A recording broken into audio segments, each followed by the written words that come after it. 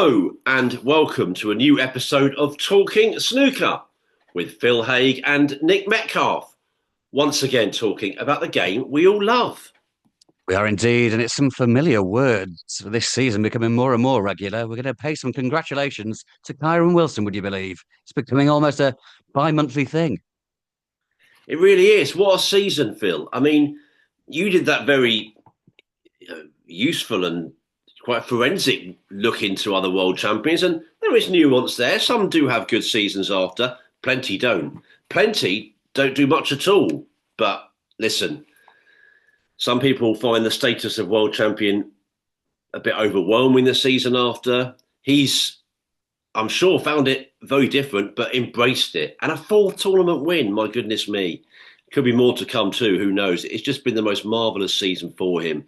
And the latest success is for him in the Players' Championship in Telford, beating Judd Trump 10-9 in the final. Imagine beating Judd Trump in three finals out of three in a final in a season, Phil. I mean, this is just, it's amazing stuff, really. I mean, this one closer than the other two, and they had one semi each, so it's basically 4-1. So he sort of has that, oh, has he got Judd's number? He has got Judd's number at the moment, let's say that. I mean, Judd came so close, of course. I mean, what go to you first, maybe, and just a word about the final. I mean, but just congratulations to Kyren. It's a 10th ranking event success for him, so that's a symbolic moment. I think I saw he was only the 7th player ever to win at least 4 ranking events in a season. So he's in marvellous company. And yeah, Crucible curse.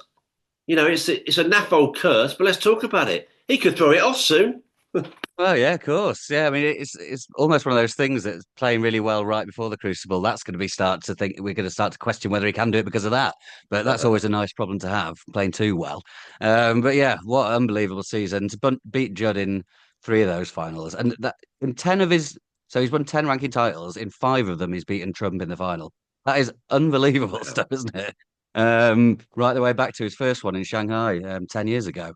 Obviously on his Crucible run, he had sort of people saying he had the easier draw, which he had an easier draw than some do, sure. But he still won the world title, so there's no complaining here. But he's sort of blown away that any doubters since by the people he's beaten, especially Judd in the final. But the run here, I mean, there's no easy draws in this kind of tournament, but the run he had here was very, very perilous, and he's done it again. So yeah, just an unbelievable step up.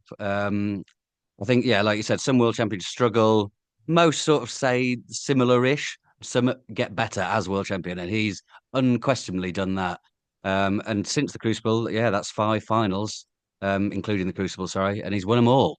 So he's clearly, even if you want to go into the forensics of his game, I don't know how much that's changed, but clearly in terms of confidence and bottle and getting over the line when you need to, that is now as good as anyone in the game.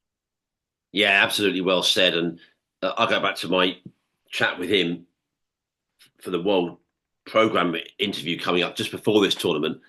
It reminded me again, he talked about the curse before he won it. I mean, who does that? I mean, this guy's just got supreme confidence. I said, you put in my leg, Kyren. Tell us now it's a wind up. You weren't really, were you? He said, no, I really was talking about it. And, he really is just a brilliant champion right now. And yeah, that confidence thing, he just, it's the old sort of talking the talk and walking the walk thing. I mean, we all sort of think, oh, you get the sort of claim, oh, so sports person is arrogant. But I've always said if they deliver it, it's a different thing for me. It's like Ronaldo's arrogant as hell, but he's had the most extraordinary career.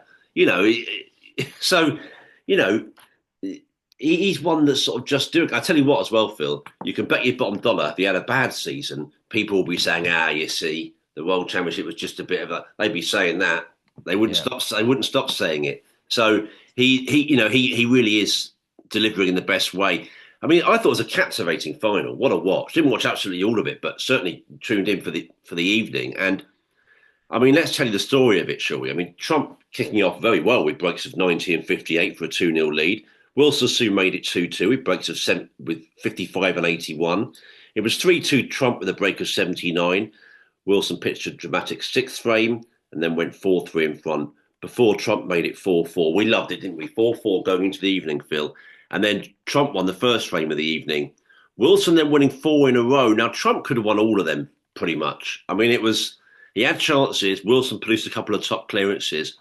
That was kind of the nub of the match, really. Although it did go, as say, to a decider, but that was really important, going 8-5 ahead. Breaks of 72, 74, and 70 in that run from Wilson. We had issues with the white ball at that time, didn't we? Needed to be changed because they weren't happy, the guys. Maybe go back to you for that. I mean, I think I saw Judd said it was like a ping pong ball. Because I was half watching that, I had a few duties at home, and I thought, what are they talking about there? The very first glance, I thought, the classic journalist would be, are they having a beef? Are they arguing? I couldn't see the volume. Oh, get the volume up. Oh no, they're agreeing. What a shame. But it was about the ball. Yeah, behaving oddly by all accounts.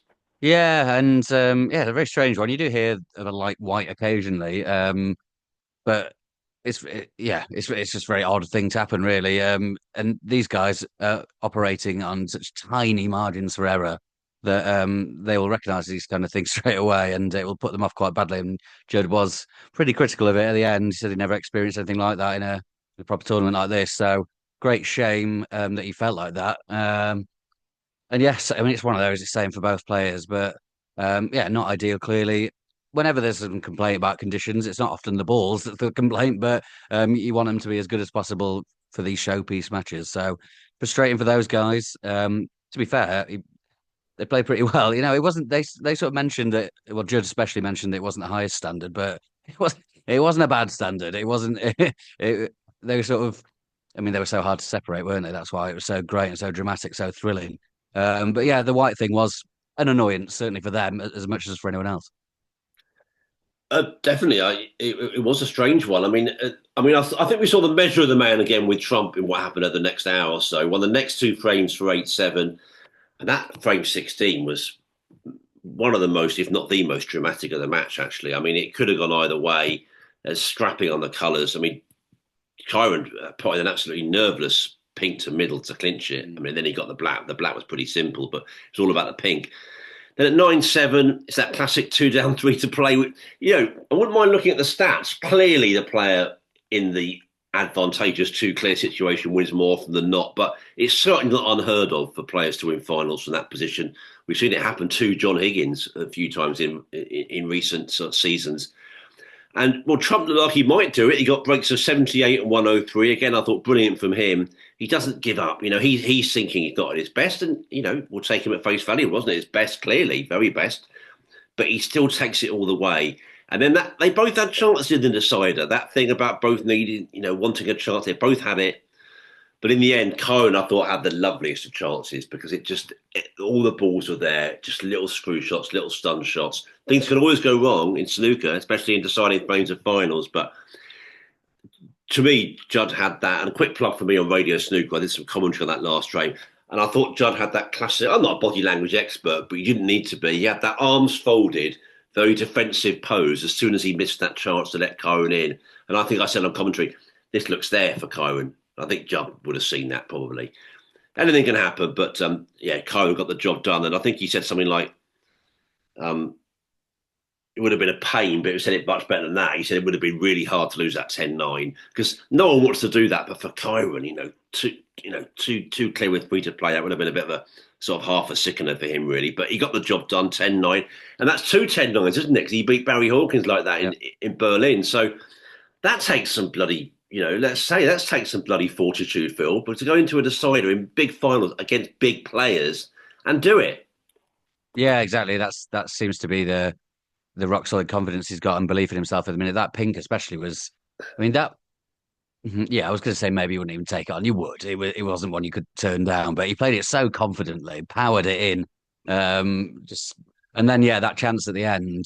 You're right. Things could have gone wrong, but he's at that point now where I just didn't think they would. Like I was pretty certain that was going to be the end, and it was. And yeah, maybe that is even getting into his opponent's mind. Judd's last shot of the game.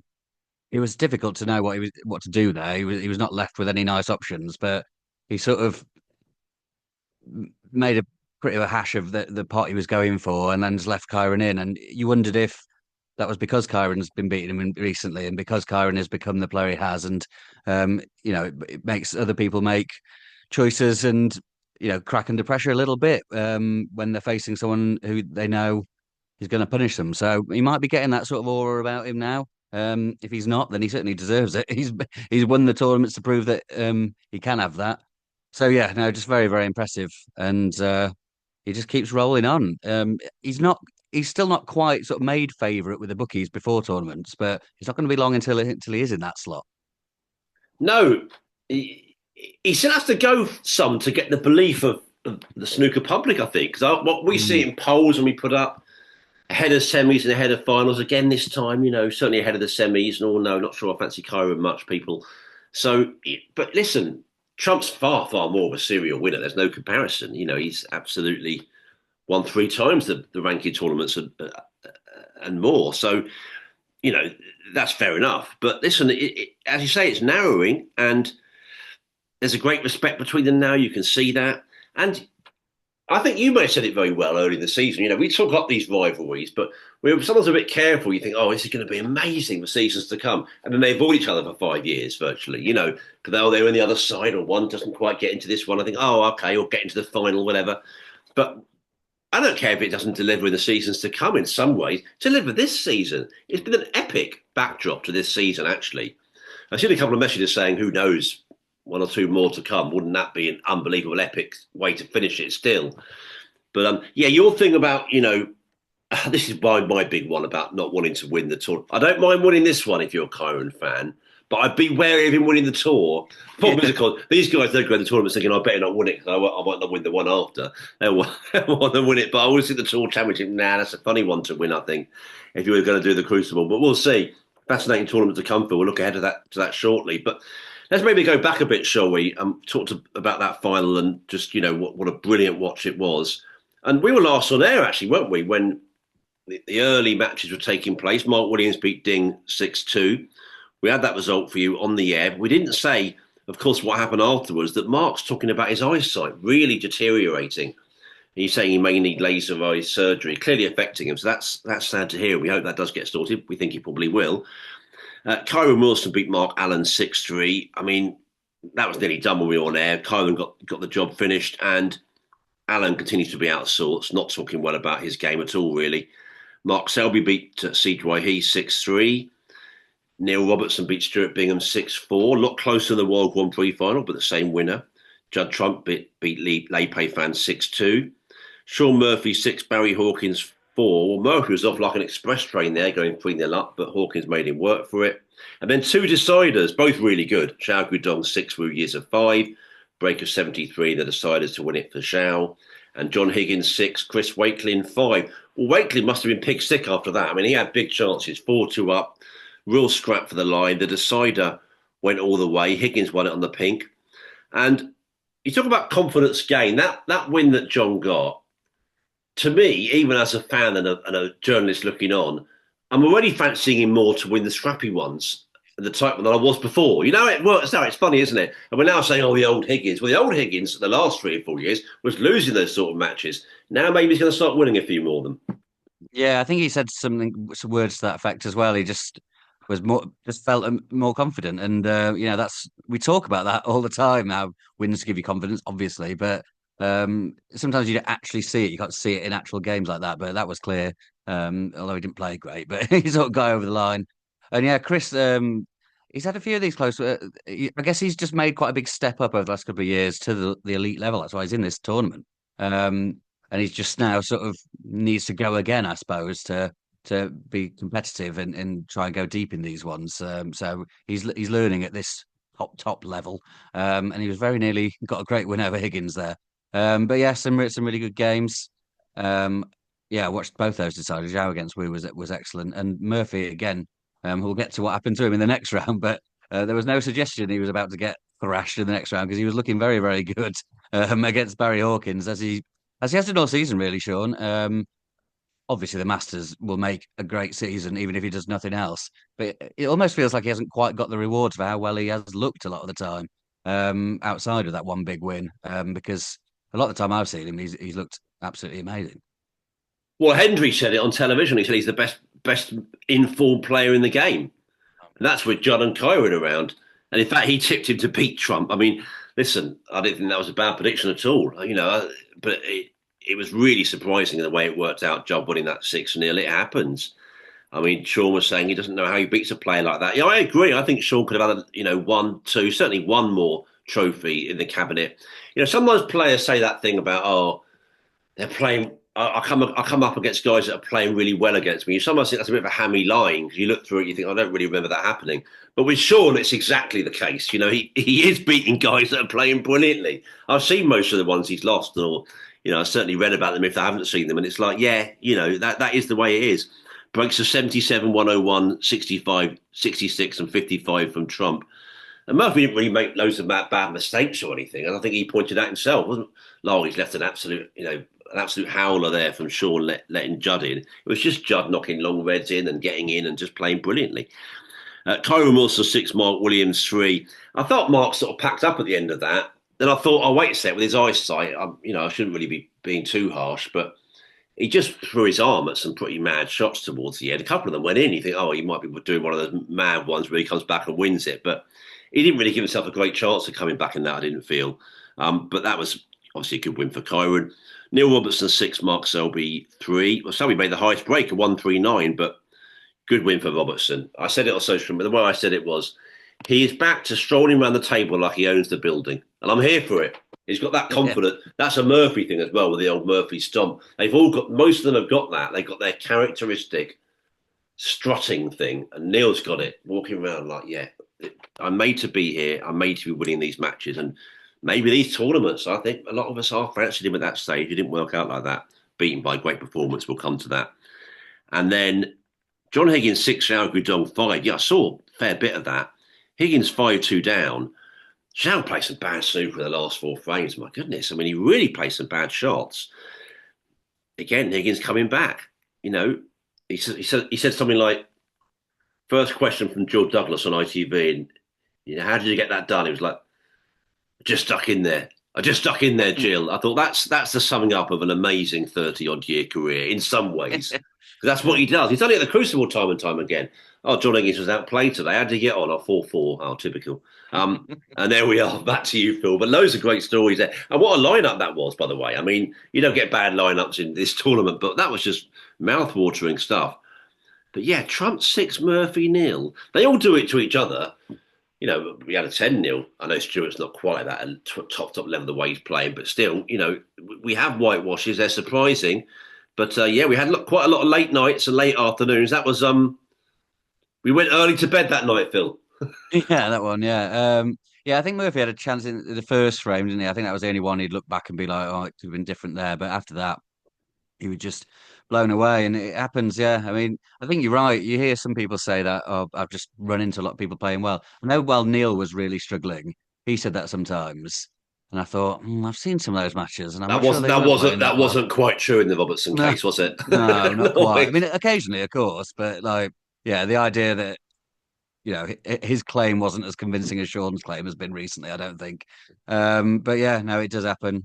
Um, it's so often we'll do this. It's very easy to say there'll be a really tight looking game. We'll go, well, that'll be 6-5 either way, definitely, and then it ends up being just very one sided because these guys are so good. If one is just marginally off and one is very much on, then it can be a huge difference. But yeah, amazing stuff from Judd. And that, yeah, Robertson Selby, that's another one where you think, oh, that's impossible to call. But Robertson's record over Selby in big tournaments over Mm. the last 3 years has been incredibly good, considering how evenly matched you would expect that to be. Or you might even add, if you were picking who was likely to win more, you might have expected Selby. But Robertson's been doing very, very well against him in the big comps outside the Championship League. I've got their head-to-head here.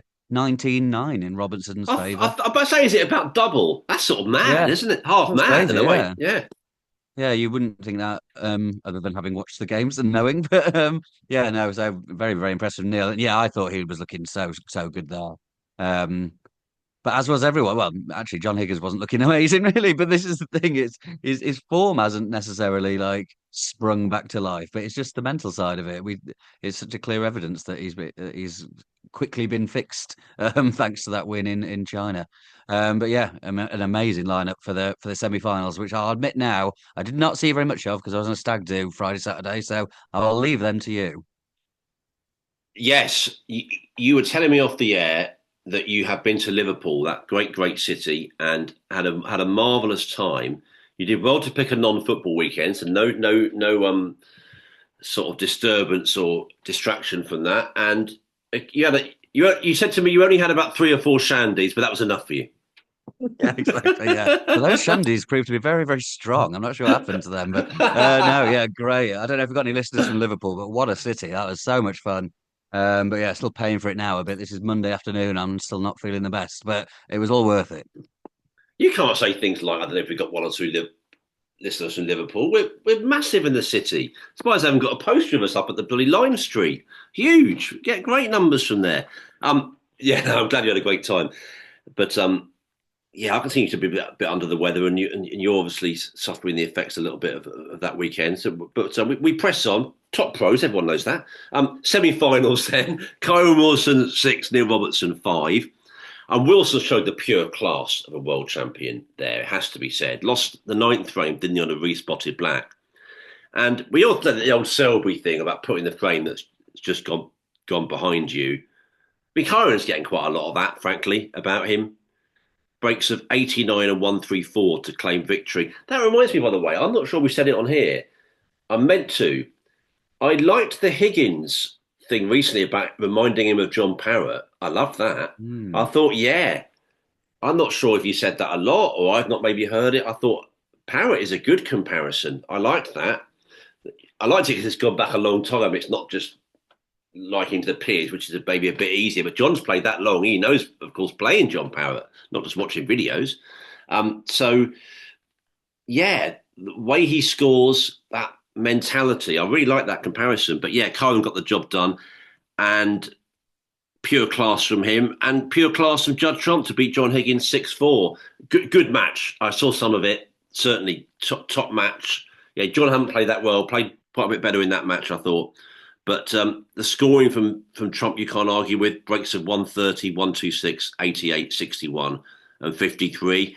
We don't have favourites. We're not allowed them. We would have loved any final, but it gave us that matchup again that we're wanting so much. And they made a big deal of it on television, and rightly so. We all did in our different sort of respective media roles.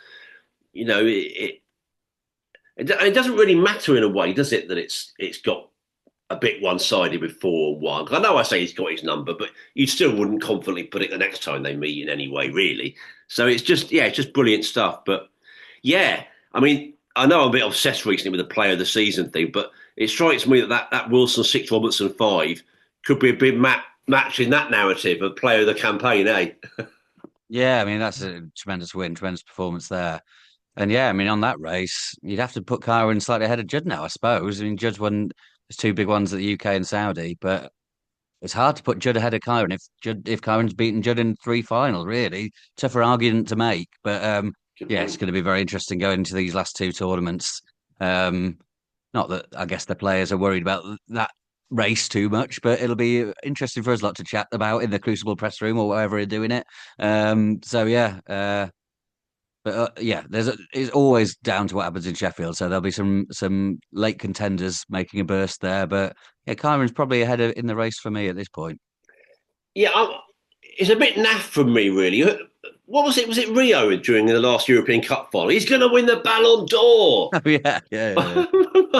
rather He's than obsessed with the Ballon d'Or. I what? don't know if you watched that What? Liverpool game where they play in Real Madrid, and he asked Arne Slot, do you change the way you prepare for games because Mo Salah might win the Ballon d'Or? I thought it was one of the maddest questions I've ever heard anyone ask. That is absolutely brilliant. Yeah. Now I like Rio, but now I'm thinking about that. I've got to tone it down a bit because it's a bit like yeah.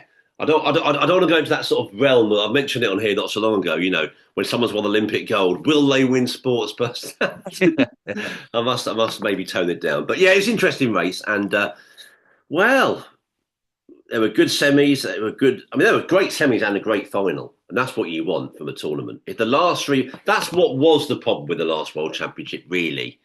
I mean, it wasn't a vintage World Championship generally, but actually, Jack Jones made a bit of a fight in the final. Actually, a bit nervous. But if the last 3 matches are not all that close and not that great at the Crucible, that's ultimately a letdown, really. When you think about what we've enjoyed over the years and decades, this tournament just a prime example of even if it hadn't been a good week up till then, which it sort of had been, those last three, they give the viewers. I can't wait to see the viewing figures on ITV4. Actually, it was a strong night of competition Sunday night, but I bet they were good because they finished between 10 and half 10. I think it was in that slot. Might have been slightly more than half 10.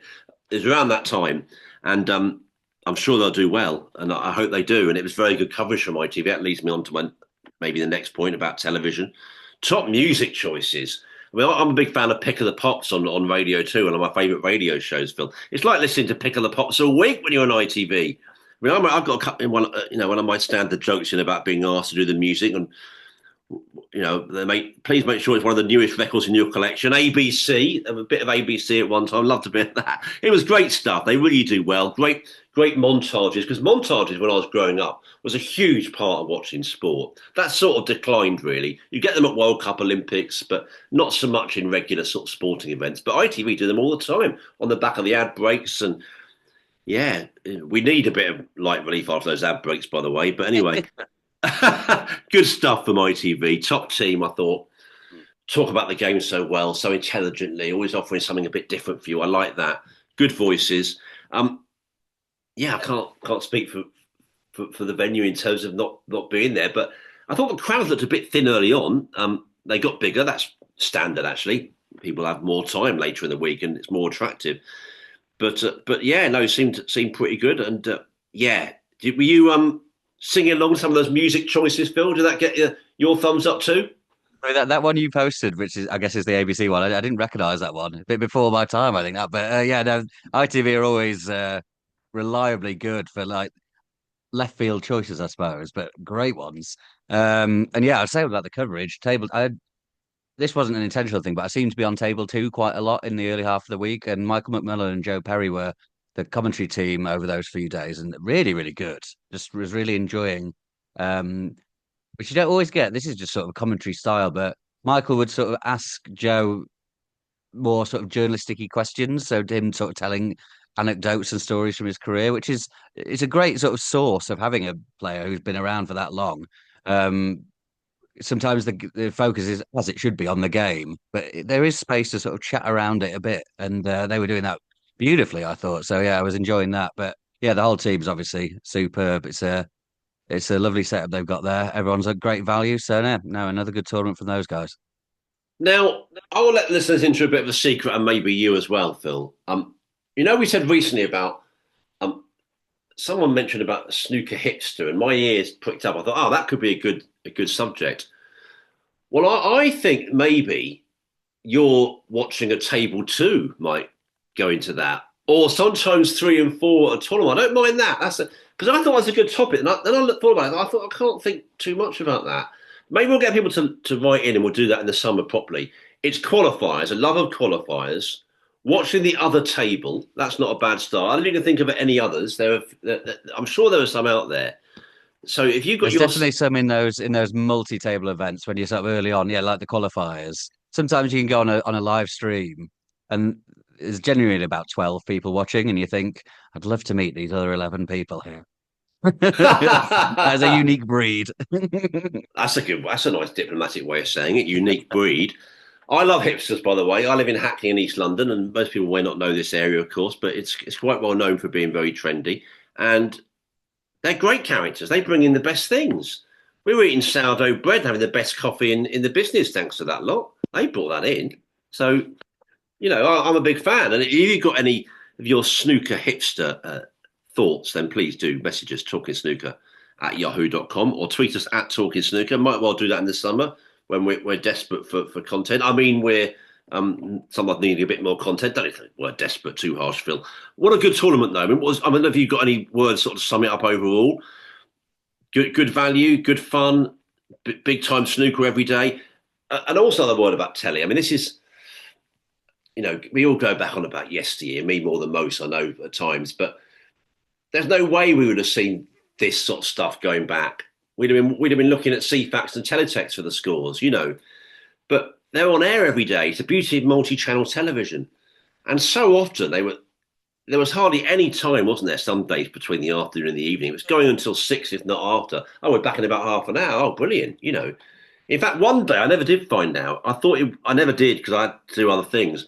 it went so close. I wonder whether they just carried on. I'm not sure what they did actually. I don't know if anyone else saw that, but maybe fill in the blanks for me. But it was brilliant coverage. I mean, I haven't had the time or energy to tot up the hours, but I know television and snooker is a sensitive subject at the moment, and I get that, and I do get the complaints as well, and the disappointments people feel. But there's still a lot of snooker on free to air, and this week was absolutely prolific. The number of hours, as you say, you watched Table Two with Michael Mullen and Joe Perry. That was on available for the days that was on. Otherwise, snooker sort of throughout the afternoon, throughout the whole evening. Our cup runneth over in that regard.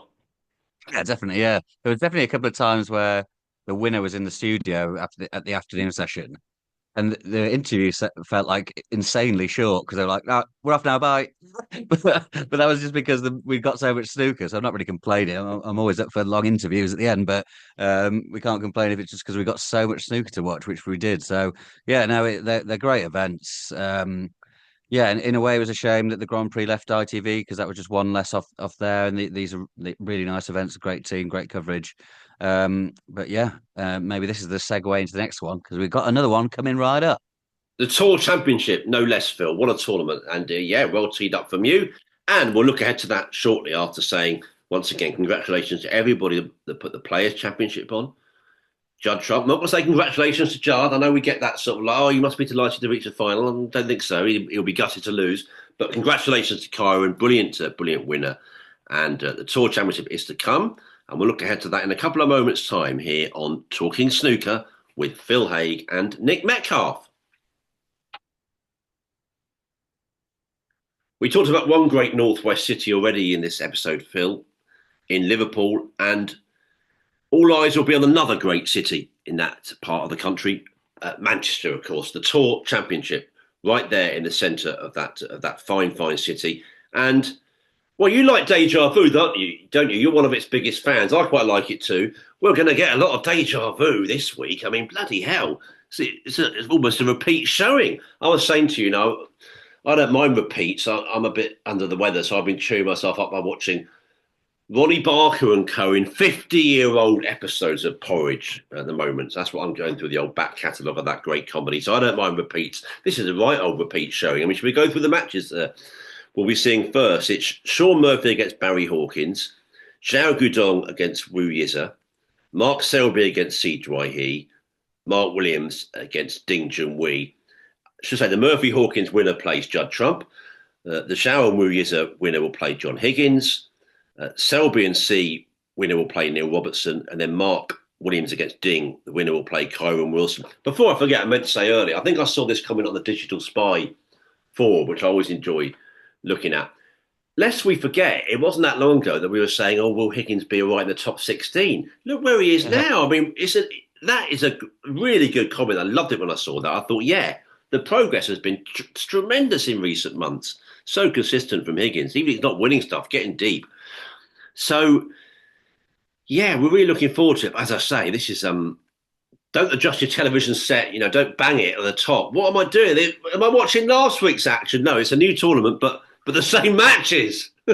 Yeah, I don't remember this happening last year. I've not checked. I'm pretty sure it didn't. I mean, not identical like this. I guess it's down to Trump and Wilson being so dominant really over the season. Maybe dominant's not quite the right word, but so very consistently good.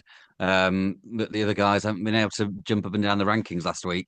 But yeah, I mean, they're all good games, so I'm not complaining on that front. But it is a bit odd. I don't think it's ideal. I don't think people would choose a complete replica from last week, which it might be if the same four winners come through that round one, we might get the exact same quarterfinals. So that would be odd. But yeah, I mean, as I say, they're great games, so we're not complaining too much. They're marvellous games. I mean, there's obviously question marks a bit over Mark Williams at the moment. Let's hope he's, able to come to some sort of short-term solution at least, or makes him feel like he can be competitive. By the way, happy birthday to Mark, 50. Yes. Should have said the other day, 50 years old. He's the first of that amazing class of 92 to turn 50. We republished at Sporting Life a column I wrote early this season, paying tribute basically to the incredible life and times of Williams. So we should say that's a big landmark, and to still be big time and competitive. I know he's had a disappointment this one just gone, and he's having those issues, which I'm sure he will sort in good time. But to still be competitive at that age, Phil, it's a staggering achievement. And one time he was saying, "Oh, I'm not sure about my career." Now he's saying he'll go on. If health doesn't allow that, and we count eyesight in the health bracket, then that would be a great shame. I don't think it will come to that. I hope not. People can do a lot of things to help with eyesight. He's saying it's all blurry for him at the moment. That sounds awful for a snooker player or anyone, but certainly a snooker player. But let's hope he gets that sorted. But I've got to say, 50 years old to still be that good. Let's have a word from you on that. It's just remarkable and brilliant stuff. When you consider 7 or 8 years ago in that caravan, him saying I might quit, it all turned round. Yeah, it's because I mean because the three of them they've seemed to somehow like normalized it a bit, but it's we can't forget how incredible it is. And even some of the guys, I was thinking when Stuart Bingham got to the final of the week, that at his age that would have been absolutely just unbelievable a few years ago.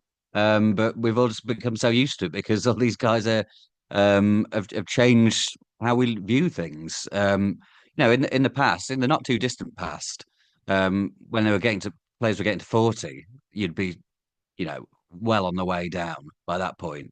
I think I was looking at Ronnie O'Sullivan missed a UK Championship about 10 years ago. I can't remember what year exactly, but I was looking this up for some reason the other day. And there was a column at the time, and it was saying, "Oh well, even he can't go on forever. We've got to remember he's approaching 40 now, or maybe he turned 40. He got to be heading on the decline by this point, and they're all still slugging away in the top sort of 7 or 8 in the world. I think the three of them. So yeah, incredible stuff. And yeah, I was looking at because when Mark said about his eyesight, said he declined really badly. I remembered an interview I'd done with him, but I couldn't remember exactly when it was. And it was in 2023, actually, so a bit ago. And he was saying sort of similar things then, but I think it's got worse again since. And he's tried playing with glasses, and I think he's just quite worried about going for the op because I don't think it would be the same one as Anthony Hamilton had. But there are concerns. Anthony had an operation which he effectively thinks sort of finished his career at the highest level because it didn't go well at all. So there is understandable fears about going under, I could say under the knife. It's not a knife, is it? It's a laser, going under the laser. So I think he is concerned about that. But yeah, also with Mark, you never quite know how much he's pulling your leg to an extent. I mean, he was making all those comments after having just beaten Ding Junhui 6-2, I think it was. So he was managing somehow. But yeah, I think I saw a picture on social media of him, it's an opticians or doctors or whoever it was. I So didn't see that. he's addressing the problem. But it's probably not something he wants to do just before the World Championship, though, is it? So that might be a job for the summer. Oh, I didn't see that. Was that since he lost? Yeah. Ah, nice. Right. Well, before I forget, I was at a 60th birthday party. You've got a great old mate of mine, Dave Norton. Let's give Dave a shout out. Um, Reminds me of the old days on the radio when you say hello to all my friends and family, everyone that knows me. Well, Dave Norton, and I saw Paul Gadsby there. Now that's the name that some people might remember here. Paul's a very, very good snooker authority. He wrote a very good book actually with Luke G. Williams, friend of the podcast. Mm. I think that was Masters of the Bays about all the Crucible winners, but Paul's a real snooker authority. And he was reminding me, of course, that Ronnie's never missed a world championship, Ronnie O'Sullivan. We had a really good conversation.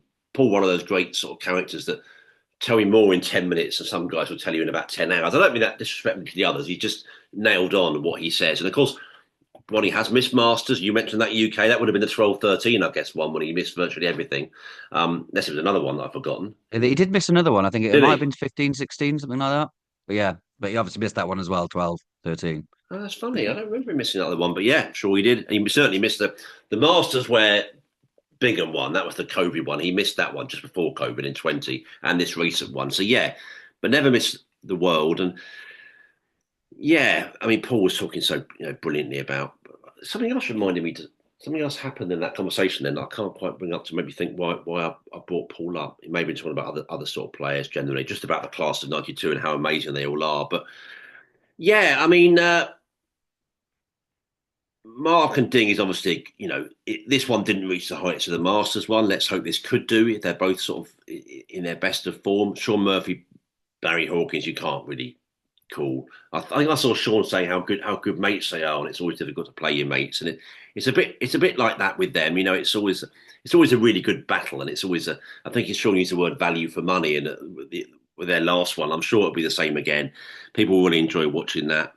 I mean, Zhao Wu Yiza, and that goes as close as it did, will be in for an absolute treat there. I mean, Wu Yiza continues to sort of impress. Maybe he needs to tighten up a little bit, doesn't he, on some of the sort of more naive play. I think he's 15 years younger than, or thereabouts to Zhao, so sometimes that experience can tell.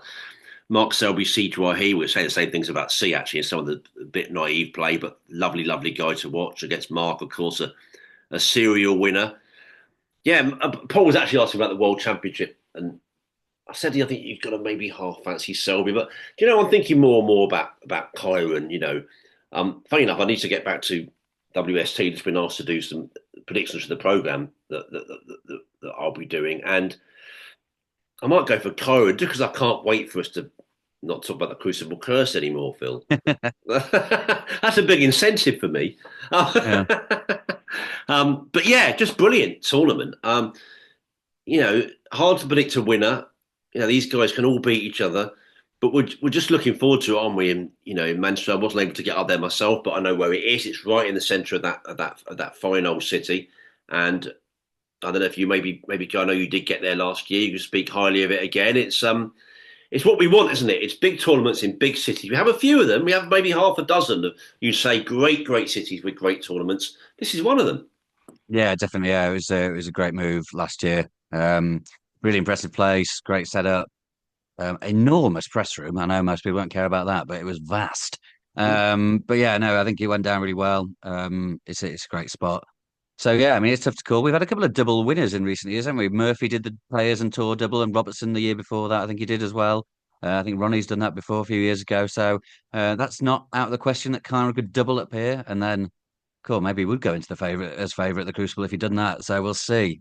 But yeah, it's interesting. Obviously, it's top 12 on the 1 year list, so you think, oh, all these guys are in great form, but some of them, the vagaries of form, you wouldn't even say so. I was thinking about Ding there and even C. Um, No. won a match for a little while, really, have they? I've got C's last three results lost in the opening round at the Players, the Grand Prix, and the Welsh Open. And Ding, I know in that game against Williams, he looked fed up, really, didn't he? Yeah, it's funny how quickly you can drop in and out of form. Because some of these guys, despite having what can only be considered as good seasons, maybe aren't feeling the best about the games. But yeah, we'll see. I've said it a few times now. It can turn around so fast. It only takes one good performance and they're flying again. So could easily happen for any of those guys. Definitely. It's going to be a brilliant week. We're really enjoying it. This run, this 1, 2, 3 big tournaments is great. Of course it is. But ideally, they wouldn't be this close, would they? These two. That's not really the point. The point is, I think, is that they're all spaced a bit, so we get that narrative in between of, oh, can they make it? But this never really had that, really, because they're so close. So that's the problem. I mean, I had a look at past dates, thinking, oh, has it been much different? Sometimes it's not been that much. It's only been 2 or 3 weeks difference, actually. But there's still a tournament or two in between. Sometimes it's quite, middle of February. So that is start to middle, maybe. So that is a difference. I saw Rolf Kaib on his new podcast was talking about it. I think he said something like that early in the season, the new year, and then this slot for the tour.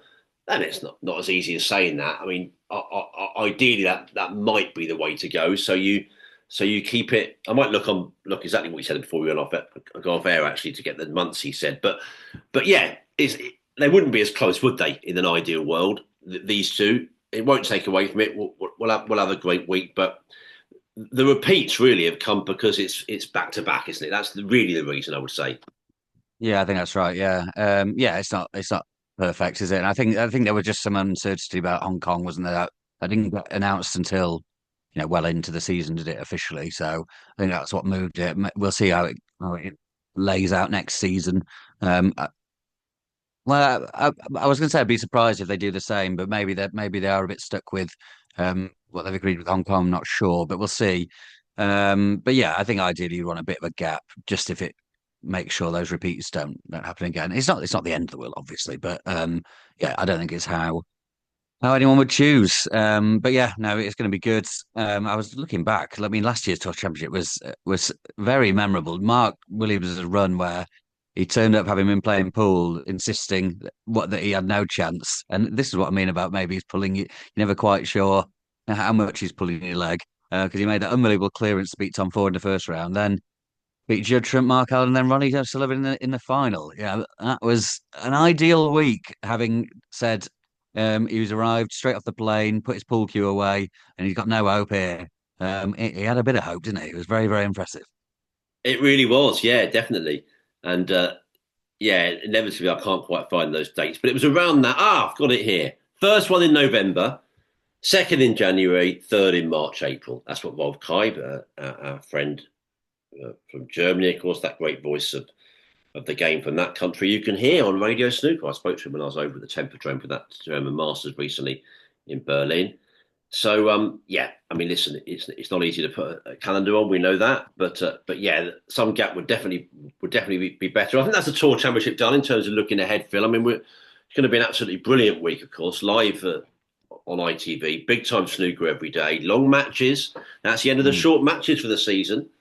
You know, in that sense, we probably could do with one or two more really in the season. But listen, it's great that we got long matches before the ultimate long matches event, and even the qualifiers are long, of course. So we've got that multi-session thing, and we forget stuff. Doesn't matter how old we are, we forget it. And we sort of think, oh, he's in big trouble here. Oh, yeah, I don't think he can come back. Well, he can. There's time to come back. It's not that we just forget it in our heads, and which is great as well because that's part of the sort of charm of getting into the long matches again. But narratives change. They really do. They can change a bit. They can change to a certain extent in a first to six. I remember Graham Dott saying that first to six felt like a proper match. Like if Graham's saying it, then that just about counts as proper. He loves the old long format. But yeah, you can't beat the sort of vagaries of these long matches. And well, we look forward to it. So if you're going to the Tour Championship, let us know. And if you're at Telford, let us know reviews of that. We are going to catch up with your views properly next week. We've been teeing it up for a while. We think it's the ideal slot with the tour underway. No particular previews or reviews to do. So we'll catch up with all your correspondence next week. And we've got quite a lot of it. So thank you for that. Shall we move on to the line about Liam Highfield, Phil? He's won the EBSA European Amateur Championship with a 5-0 win over Mikhail Subarzik in Turkey. Well, this is copy from David Caulfield, friend of the podcast of Snooker HQ. As ever, brilliant with all his snooker information. Highfield clearly showing his class in the final with some top scoring. Breaks of 1-1-2, 70, 54, 53 and 53. Well, the big one there seems to have been the semi when he was 3-1 down to Dylan Emery, actually, and won 4-3 Highfield.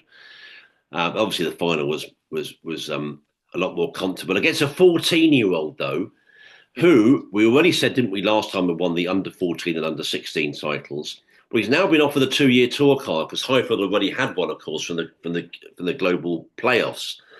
So, well, born in 2011. I know you're going to say that's harsher for me than you, but it's harsher for both of us, really. Yeah, yeah, it's hard to quite get my head around, especially after the weekend I've put my brain through. But yeah, it's crazy. What an achievement! I mean, to win the under 16s and under 18s at 14 years old is remarkable stuff, and then to come through against the open category, he beat Harvey Chandler in a semi 4-3. That's a guy who's been on tour. He's been around the game for a long time. Very, very impressive, and he's going to be the youngest ever pro. Yeah, if it does. I've not actually seen the official thing. It said, should he accept the nomination? I'm reading off the WPBSA. You can only assume he will. He might not choose to play in everything if he does, but I'm sure he'll have a crack at it. And very interesting. I think Boyko was 14 or 15 when he first came on, Yeah. but Sparchik must be just a few months younger to come on this time. And I mean, you've got to come in with the right attitude. It's going to be some bruising defeats in there, but as long as you see it as a learning curve, hopefully he'll make the most of it. And you know what, maybe he'll do some damage because clearly he's got a lot of talent. But yeah, great stuff. It's great to see. We've had Poles on tour before; he's not the first, but further expansion across Europe is great news, and he'll be absolutely buzzing. I mean, what a week he had in Turkey, coming away with 2 titles and a tour card. It must have been beyond his wildest dreams. Exactly, absolutely. I mean, you mentioned Chandler there, Emery. I noticed. I think Craig Steadman went quite fairly deepish in that. There's some big old names. There's some really good players. I know some people will maybe make the point that Highfield, I guess, could have decided not to play in it because he already had a tour card. That will be something, something that people will say, and I know there are differing views on that. But he obviously, as I said, they had that tight semi, but that was, always going to be a tough matchup for the 14-year-old, and really look forward to seeing how Liam gets on tour. But also this very very young man. He's the kind of guy, that in about 10 years' time, and I'm sure he'll continue to do well. We'll feel like we're talking about him forever, and he'll be 24. It'll be Yeah. absolutely ridiculous. You get those, don't you? Jackson Page is a bit like that, I think, and maybe Moody and a few others. But yeah, no, it's a great achievement. We really say congratulations there, and to everyone that put all that snooker on in Turkey. I've seen some pictures, a few videos. It looks absolutely brilliant. I said I lamented the loss of Turkey as a potential new sort of, well, maybe not a mainstay. It was too short of that, but too short for that to make those predictions. But it could have been a nice few years there, and it's quite a shame when it went. But good to see it involved in the amateur game, and maybe it'll come back. Who knows? Onto the main tour. Phil, I think that's most of the snooker business taken care of. I mean, any other business there? And we've got to say thanks to Zach Shirty um, for being a smashing guest, wasn't he? I mean, last week, I know from your messages that plenty of you really enjoyed listening. I love people like that. They work for me in life. I'm honest. There's seemingly no sides there. He's just saying it as it is. Again, thanks to you. You really called it right.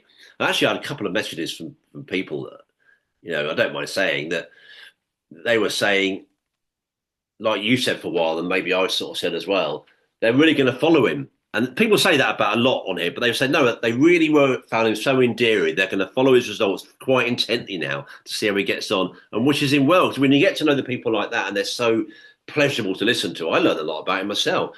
You know, it's brilliant, and it's not just about this podcast. Most the podcasts, all the podcasts really do. Some of them don't do particular interviews, but the ones that do it so well.